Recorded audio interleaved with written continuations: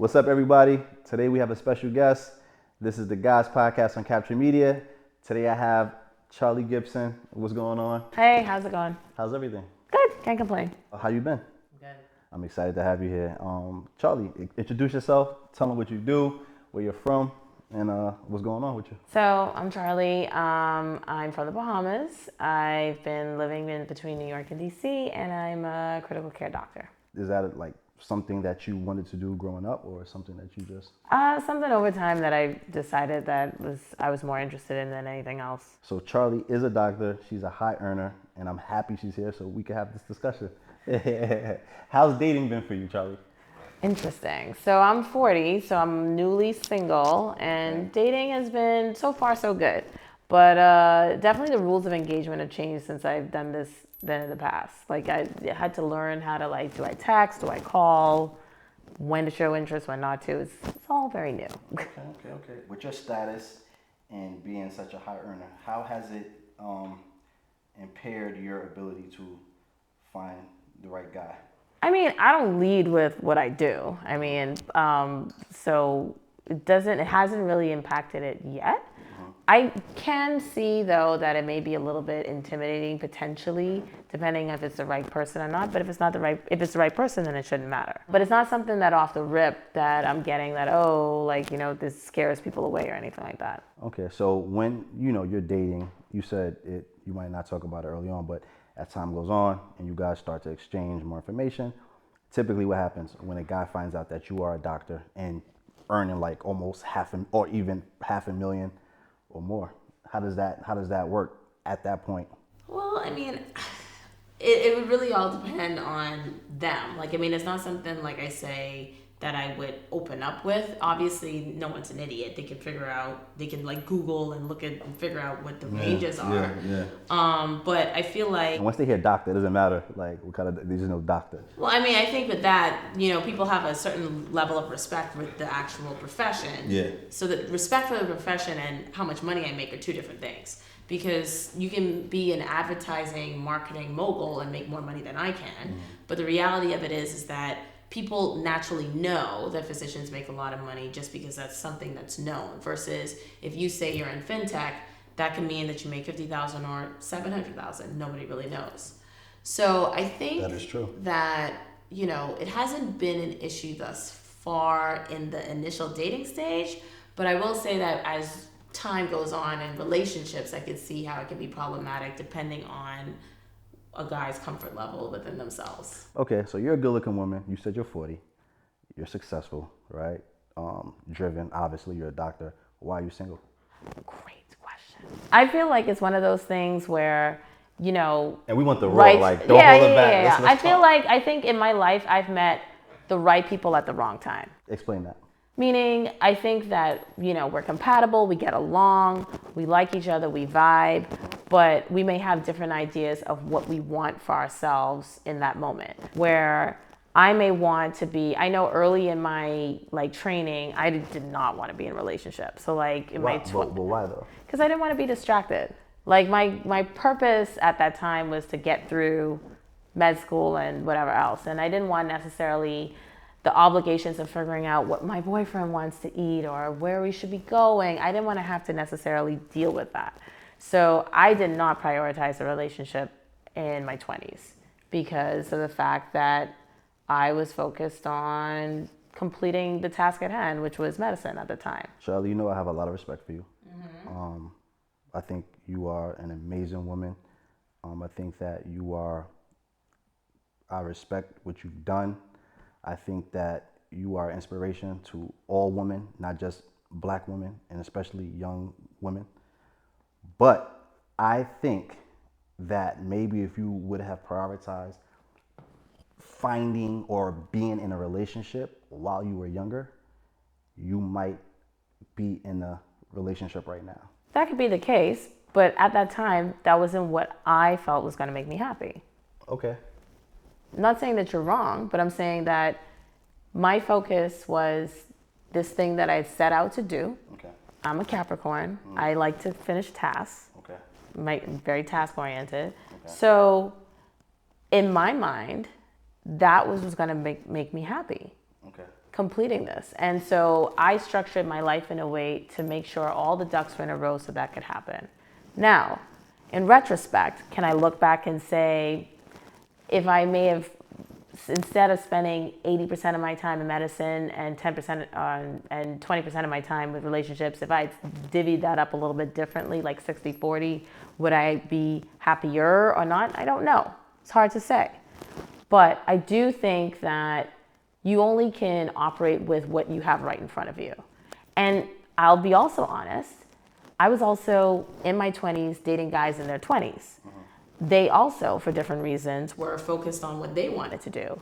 So I wasn't operating in a silo where I'm like, okay, like Mr. Dreamy is right there waiting to do all the things that I want, like get married and have kids then, because a guy in their 20s was also pursuing their career and not focused on family. So it's hard to know. Okay, so at that time, were you focused more so, well, not, I want to say focused, but were you just having fun, just living your life, just serial dating, and just focusing on your career? You would say, like, is it fair to say that you weren't really putting much stock into actually finding Mr. Right for the future? Well, the man that you can see yourself being with in the future. I will say that serial dating also takes a lot of time and effort. I think that I found myself in what we would call nowadays situationships or whatever the case may be. So, well, not really commit, no commitment. Yeah, I was having fun and working hard, playing hard. That's what I was doing. Okay. And looking back at it, looking back at that, where you are now, no regrets? Not on that time, because I feel like that is what made me who I am right now. Okay. Now, but your question was something different. Your question is that had I done it a little bit differently, would I potentially have a family? Did I interpret that correctly? Yeah. Do you think if you would have prioritized having a family, you would have a family? I think whatever you put energy into, you're going to do. And I 100% did not put energy into prioritizing a family at that time. Okay. However, I do think that just like anything else, you can prioritize family at any point. But I think the question then becomes, are the stakes still the same? Meaning, if I want a family now at 40, how does that look different than if at 30? Like, would I be more successful or not in one phase or the other? And I think it's hard to know. Okay. So let me ask you a question. Do you know what most successful men want? Or do you know what they desire in a partner? Define successful man. A man that's a high earner, respected by his peers, known for bringing value to the world, bringing things to the world that other people can utilize, that's valuable to others, on his purpose, in the gym, prioritizes his physical fitness, and respected, just respected in his circle.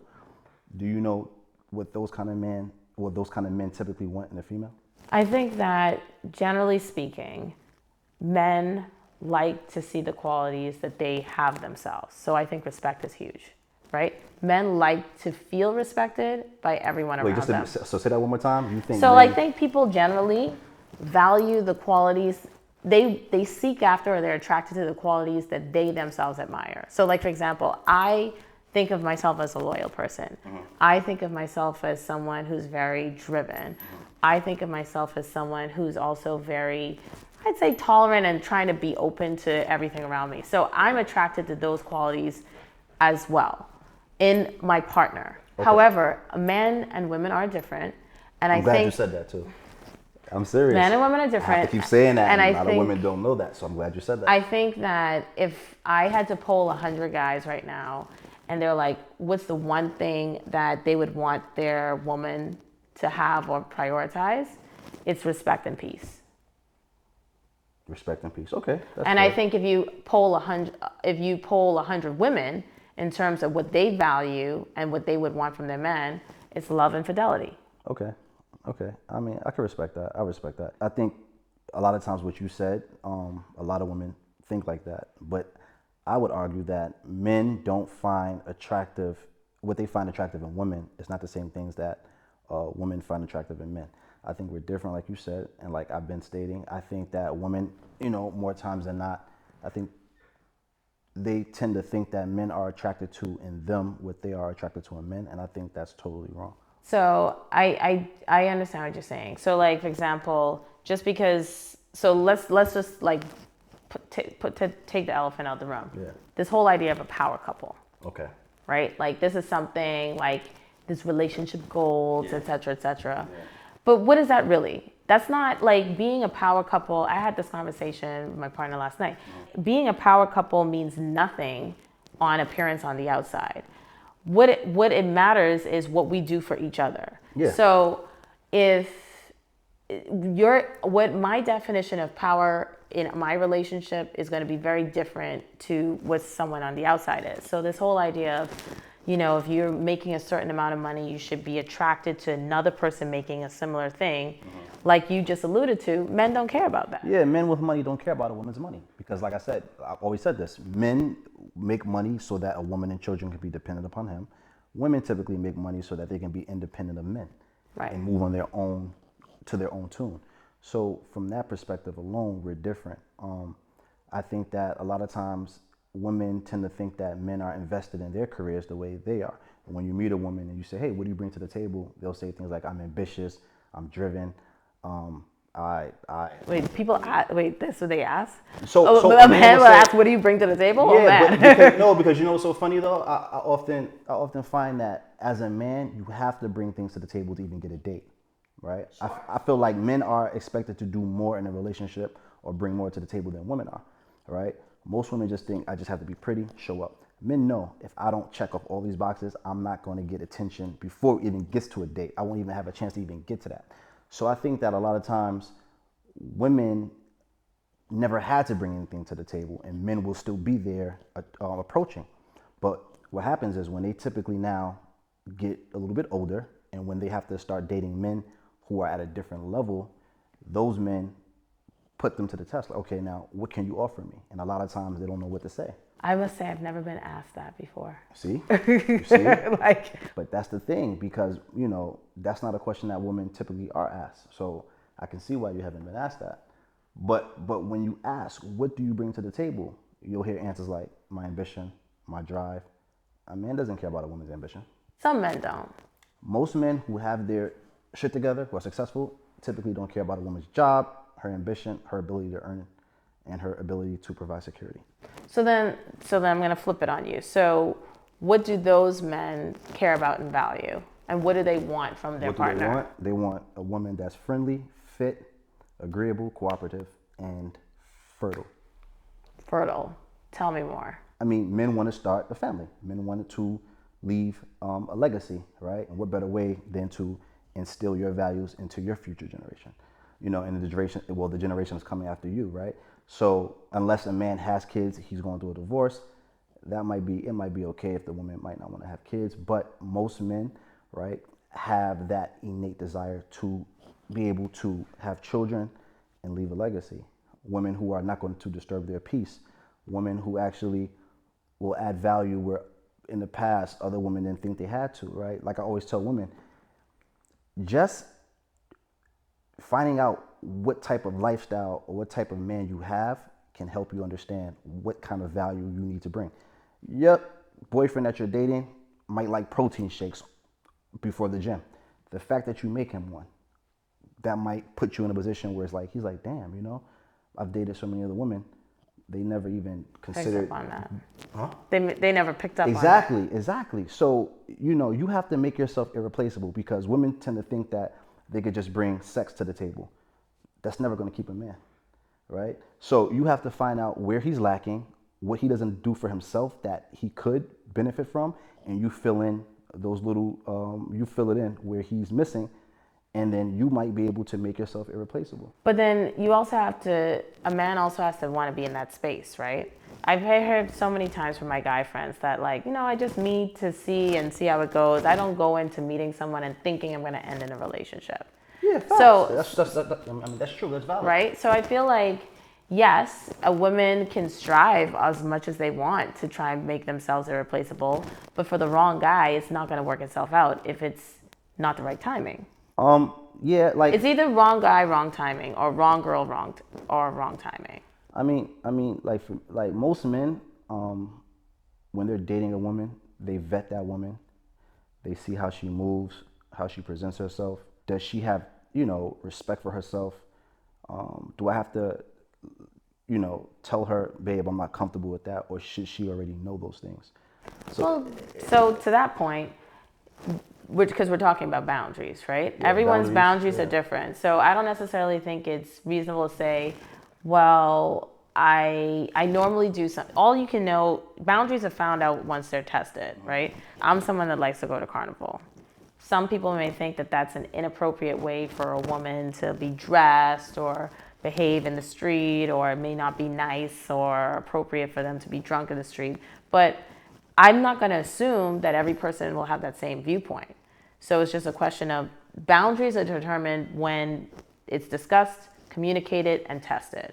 No, but you might not even get to that point where it's discussed, right? If you don't know the basics and understand certain things, right? Men, I always say this: women curve men outwardly, men curve women silently, and you wonder why. Why haven't I been elevated to wife status or commitment status? You might have done something that man's not even going to talk about, and you'll never know why he, you know, he's not considering you anymore. But then I don't necessarily think that that's so. Then, fine. I do think that there's some unsaid things, right? Like for example, like I said, I spoke to my partner yesterday, and he was just like, you know, he really liked this girl or whatever else, but like she just had like an odor that he couldn't just mesh with. It wasn't bad. It was just something that wasn't like appealing to him. Yeah. I agree that's not something that you say out loud. Yeah. Right? That's not something you communicate. But if there are things like preferences, right? Like let's say, you know, if someone is more conservative in nature and say, hey, I don't really like when you dress like that. Yeah. And when I'm not there, or that may get certain attention or whatever else. Mm-hmm. You can't fault someone for crossing a boundary that they don't know exists. Mm-hmm. So I think although men can choose to be silent about things like that, there's no way for there would be any change if something's not communicated in that instance. No, I get that. And I think if a man chooses not to communicate it, that's more telling that he wasn't really that interested in her in the first place. Because if the person really mattered, you'd want to communicate something that could offend you. No, definitely. Now, when it comes to the odor, if it was like a cologne a perfume that he didn't enjoy smelling, that's different than just having a bad hygiene. It's not. It wasn't even described as bad hygiene it's just that everyone has their natural scent. Okay. Right? Okay. And so when you think about being intimate with someone, you're like underneath their like armpit and all the rest of it. You're snuggling and all the rest of it. Yeah. The natural scent comes out, Gotcha. right? Okay, Like, I mean, so that was more, okay, so and that's not something, I definitely didn't get the inspiration that was a hygiene thing or a perfume thing. It's just that this is how this person is. Gotcha. So, you know. Gotcha. But I mean, like, you know, a lot of times men, when they're dating, women expect men to just get it, right? There's certain things that women are not going to teach men, and I don't blame them, right? There's certain things that women say, I wish he just got. I tend to not say what I like and what I don't like. I want to see how a woman behaves naturally, what she's about naturally. Why can't you do both?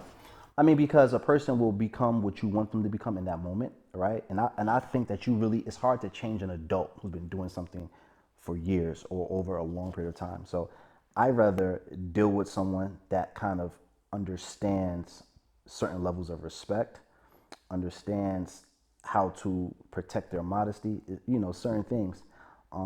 So I think it's better, and you'll get the true understanding of who a person truly is if you actually just see how they are naturally without you having to tell them anything. So, but here's the flip to that, right? Like you said, like they could try and pretend for a little bit to try and cater to what your needs are. So, you know, he likes like his eggs made a certain way, that's fine. Yeah. But if it's a natural situation, they're going to revert back to what they know to be true. Yeah. So you're going to get the real. It's just a question of how long it's going to take. I think that it becomes dangerous when you say, and I think this is something that both men and women do, well, this is who I am. They need to accept me for who I am. And if they don't like it, then I can find someone else that does. We don't do that in any other aspect of our lives. We don't go to work and say that because I wear this in this circumstance, that means that at work I should wear that as well. We don't. We adapt, right? Yeah. We adapt to different environments. We adapt to different people. It's only in relationships where we have this high and mighty that you need to just take me as I am and accept it, and then just, if not, then you're not the right person. So I think we should like think about it in the sense of, hey, you want to know what this person brings to the table. You want to see how a woman naturally moves. I think that's great. But I think that if you're interested in actually figuring out how you guys are going to mesh together, then you need to communicate some things that bother you. No, yeah, of course. I mean, yeah, I mean, you should say things that bother you. And things that are complimentary as well. But there's some things that are like, how can I say, foundational things that shouldn't have been done from the beginning. Now, if there are things that are, ancillary things, that's fine. I don't have a problem with that. But I would argue at a baseline, a woman that's in her 20s, 30s, she is who she is already. I think it's better, instead of trying to change a woman, find a woman who fits into your standard. I think that's more, I think you set yourself up for more success that way. And you were saying something else. Oh, as far as like changing, I think men know that they have to change and just can't come as they are to get a substantial woman. Women, I think, typically feel like, I am who I am. I really don't have to change. A man should just like me for who I am. Men, we know that if we're not successful, if we don't go out and achieve certain things, we're not going to get a date. And men are going through tough times right now too, Charlie. Like, a lot of men are single. Oh, woe is me. What are the tough times? No, I mean, more men are reporting, not getting dates. 1 in 3 men are virgins or haven't had sex in like 2 years. Privilege is invisible to those who have it. A lot of women have the ability to just exist, and men will come to them because men are attracted to beauty. Men and women are attracted to a man's ability to provide, protect, and where he's at as far as success at that time. So it's totally different. Okay. You don't agree with that? I will defer. Yeah. I mean, I think it's tough on both sides. I'm sure men have. So as far as for the women, where do you see? I think the issue that women have is that I feel like, naturally speaking, women want to, give themselves. When I say give themselves, give their time, give their energy, give their attention. But to eventually, what caliber of man? Like, only a certain kind of man, though. But there's also hesitancy to do that when they do give themselves and it's not treated as if it's special. And then you can then argue and say, well, if you're giving it without conditions, then is it really special? That's a different question. But I think the issue is that it's hard for a woman, I can't speak for all women, I'll speak for me. It's hard for me to open up to someone like completely if I feel like your attention is divided in 1,000,001 different ways. Now, don't get me wrong. When you say that, you mean as far as business, him like having a lot of responsibilities as far as taking care of business, or you mean with different women? Like, what do you? I feel as though people are busy. Some people are busy just to be busy. They like just to be mixy and all the things and all the right. Yeah. I'm not talking about that. Yeah. Okay. If you're busy and being productive, I will support that because there's a goal. Okay. Right. Now, if you're just busy trying to be out in the streets and meeting people and be about being outside. You just want to be outside. I'm gonna hold you to that. When I say hold you to that, I'm like, I'll put you in this box because that may or may not work for what I want at that time. There's nothing wrong with being an individual, right? Like, we don't need to do all the things together. You have your work stuff, you have your friend stuff, you have your family stuff, you have your, things that you like to do. That's all fine and good. But it just becomes like, I don't know where my place is if you're not telling me where I fit in. Okay.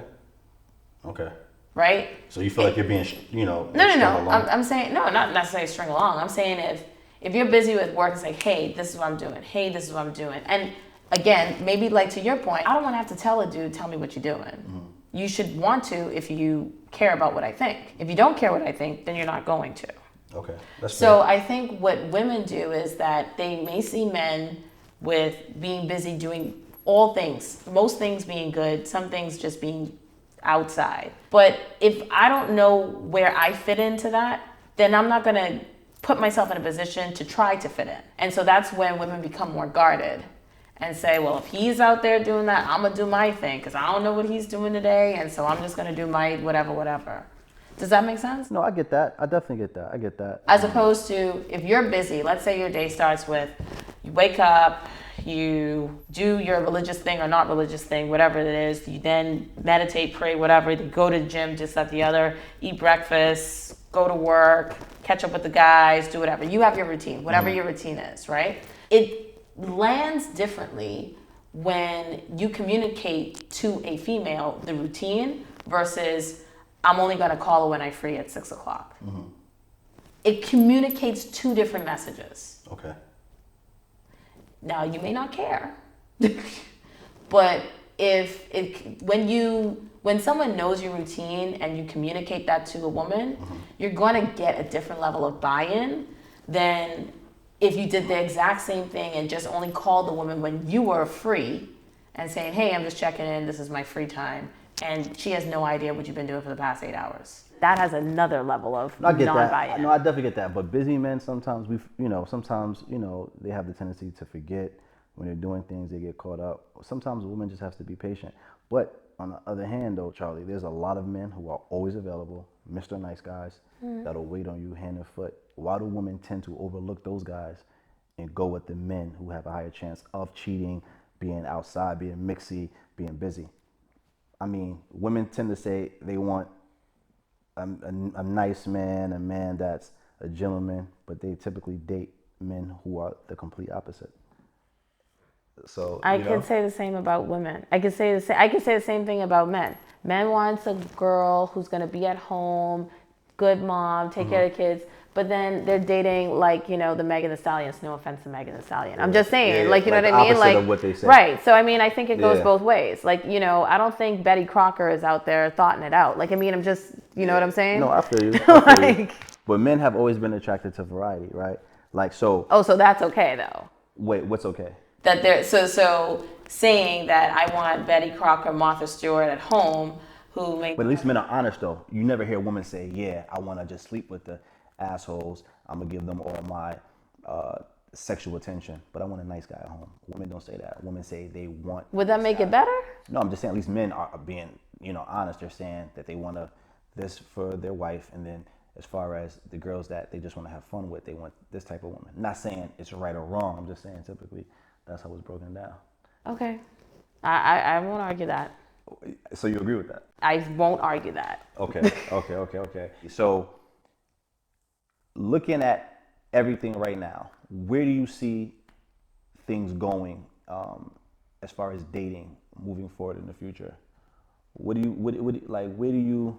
you expect is going to happen moving forward? For myself?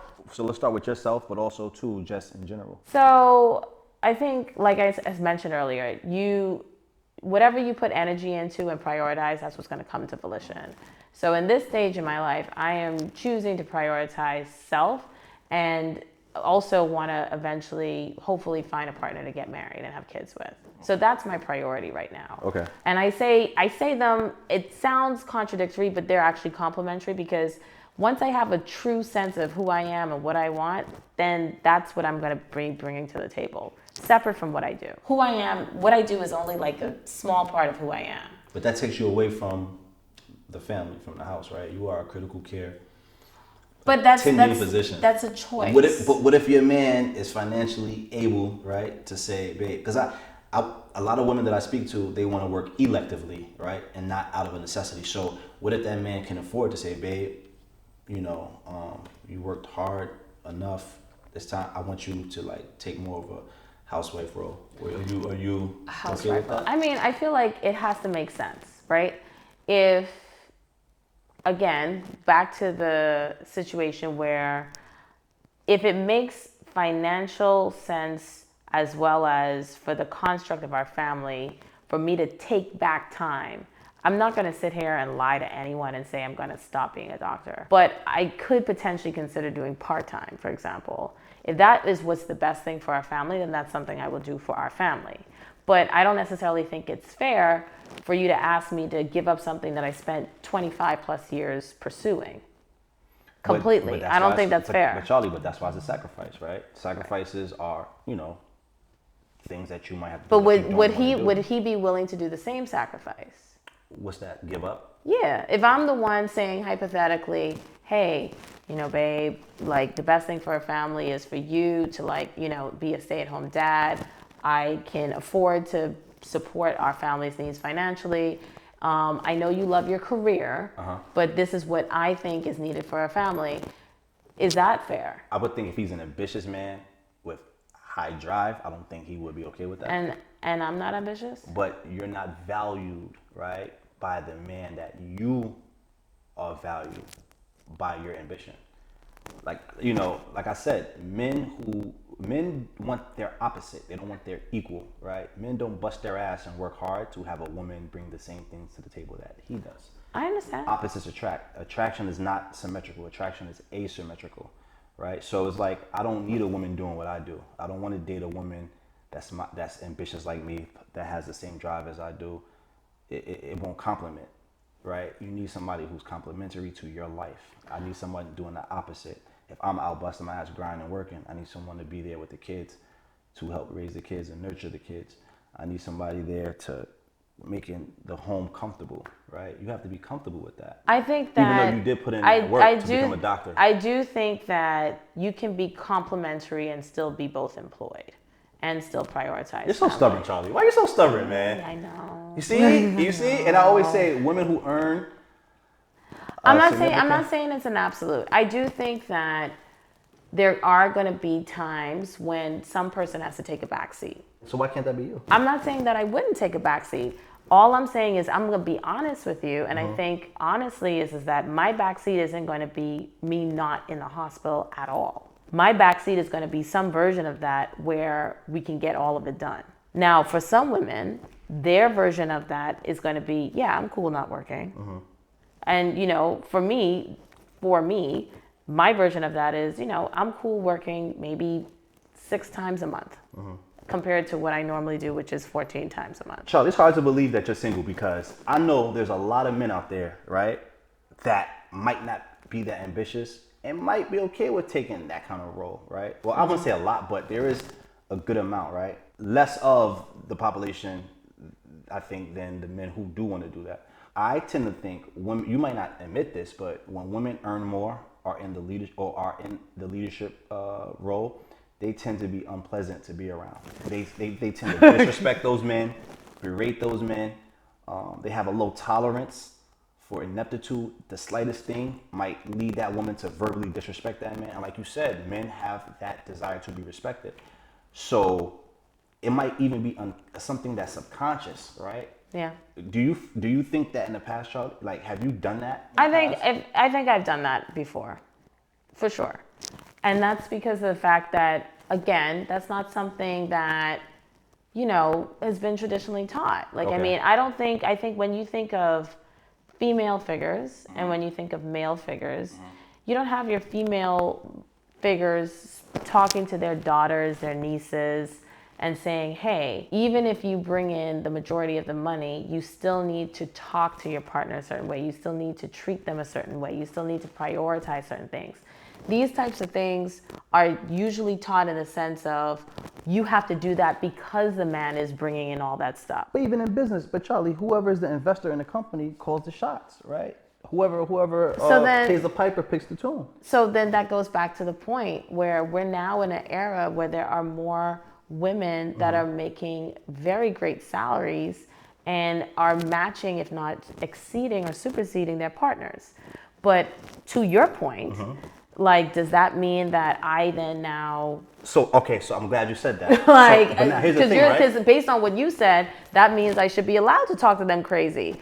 But I don't think that's what you're trying to say. No, but here's the thing. As a man, even if my woman doesn't work and I come home and she's not contributing, I'm built to be in a situation where my girl doesn't contribute financially. Because so that's I would never...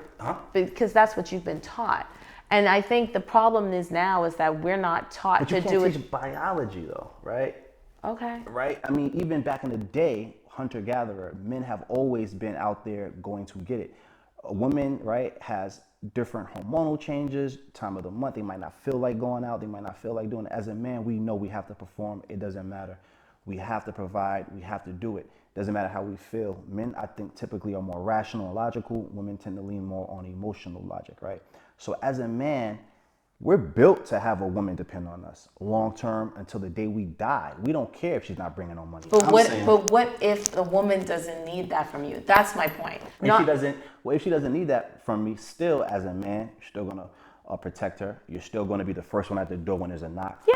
Right. So there's, even without money, right? There's still certain things. Back in the day, it wasn't money, but there was other currency, right? Yeah. So you still are expected to lead, to be the decision maker, to be able to protect you, right? And I think women are okay with men doing that if they understand as well that I'm okay if you're not necessarily being the main financial breadwinner, but I still think that there are many ways you can lead. I still think there are many ways you can show security. I think there are many ways that you can show that you can still provide outside of finance, and I'm happy to follow all of those things.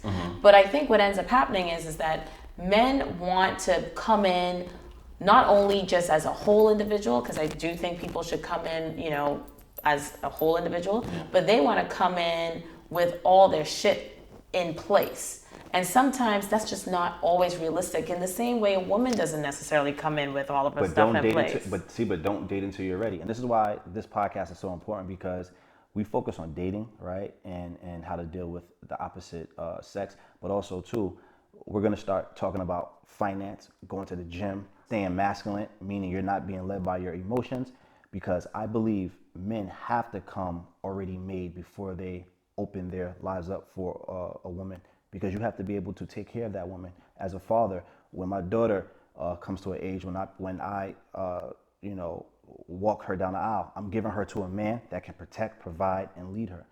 I don't want her to be with a man whereas that she has to work out of necessity. I would rather my daughter be in a situation where she works electively, so that she doesn't work anymore because she doesn't feel like it. The man can take over and do everything financially, because my daughter will bring other things to the table that don't require, finance. I get that. I'm not saying that that's not something that a lot of women don't desire, but I think that we need to have a little bit more of a open door to, yes, that is something that we have been traditionally taught should be the model. Yeah. But as we are now moving into a time where it's no longer solely the man that's bringing in the majority of the money, we need to also teach other ways in which we can construct a family where both parties feel secured in their individual roles, both parties feel provided for in that space. And the reality of it is that a man doesn't necessarily like it when a woman disrespects them. I totally get that. And sometimes, yes, women can use money inappropriately to say when they pay a bill, and be mean and all the rest of it. I mean, I'm not an idiot. That stuff exists. But I think what we should do is say, how can we minimize that? How do we build up the other senses? Yeah. If one of the senses is knocked out, like in real life, if we talk about hearing, sight, touch, and all the rest of it, the other senses become heightened to compensate for the one that's diminished. And I think that if we're going into a phase of life where men are being financially a little bit lower than women in some areas, then we need to build up those other aspects where they lead, provide security, provide protection in order to compensate for that, so it could be fair. So do you think that it's also cope because women know that we're going into a direction where men will be earning less, that they have to now change the way they see things? Or do you think that's how they want it ideally? Because I think, honestly, Charli, let's be honest. I think people want their cake and eat it too. But Charli, let's be honest. I think, to be 100%, I'm going to say this in the most respectful way, I think it's cope. Because you can't find a man that earns to your level or more. So you're like, let me just make the best of it. What do you think? And I rock with you. So, I'm being honest. So I think that, to your point, I think that if we're building a house, yeah, and I'm bringing the sand, right? You bringing more sand doesn't help us build a house. So if I'm bringing in the money and you bring in the money, that's great. But there are other things that need to be there as well. Okay. And my point is that if I'm bringing in this aspect and you're able to bring in this aspect and something else in order to build something greater, then we should look at those other things as well. Because the reality of it is this house isn't just going to be built by sand alone. Yeah, no, for sure. I just hope that you find a man that's able to endure that, and you better not like talk down to that man? I think We'll see, I Charli. definitely think. Let's see how it honestly, turns out. Let's see. I definitely think that respect is both ways, and I think that if you show your partner respect in speech and action and all of that, then you'll get that hopefully in return. Sounds good on paper, but I know, right? Charli, thank you so much. Listen, we have to have a part 2. I want to say thank you for your service. I think you are an amazing woman. I think you are inspiration. It's an honor and a privilege for you to be here. Thank you for your time and your honesty and sharing, your personal space with us. Like I said, you have to come back. Yeah. This is going to be good, part 2. Akhtar Muhammad, Charli Gibson. The Guys Podcast, Capture Media. Until next time.